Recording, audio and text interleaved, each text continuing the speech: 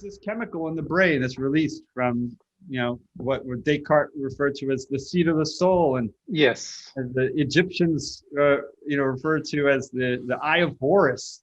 The only unilateral structure in the brain is In the brain. And it seems like a very interesting structure, and it's been implicated in mystical states only because there is some limited data, like Horacio was alluding to, that its data is not very convincing, but it is the data that does exist. It shows that it's a precursor to a chemical that's naturally occurring in the brain and is DMT. It's a psychedelic that's used for very short, intense psychedelic experiences. And so that's why I was thinking with Sadhguru, you've been referring to the moon and working with the moon, the cycle of the moon specifically for spiritual purposes. David, the thing is, see, in the yogic system, there are simple processes with which, particularly on full moon nights, where you can get totally stoned out just on moonlight. There are processes to do that. And as you can see, I don't know what that DMT is, you can see I'm on it all the time. No substance from outside, it's from within.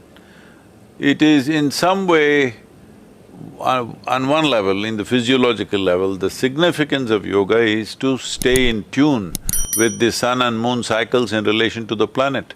That is the only way this life can be in balance and with least amount of friction within itself, because then the life's experience as…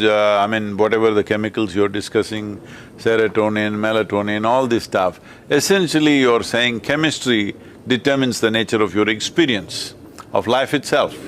So, to maintain that chemistry which is always blissful and ecstatic, moon and being aligned with the moon is a very important part of it. So, there are various practices associated with that. One thing I would like to request Professor Horace is if they can invest a certain amount of attention towards what is happening in the gut with the full moon, new moon, I think it may be far more easily measurable than what is happening in the brain, because what is happening in the brain, we see it only as a consequence. The real thing is happening in the gut. You may see certain effects in the brain. What is a consequence is one thing, but the process, the changes that are happening within the gut region is very big. What is happening is there more solid kind of stuff, it is more tangible, that maybe it is more easily measurable than what's happening in the brain.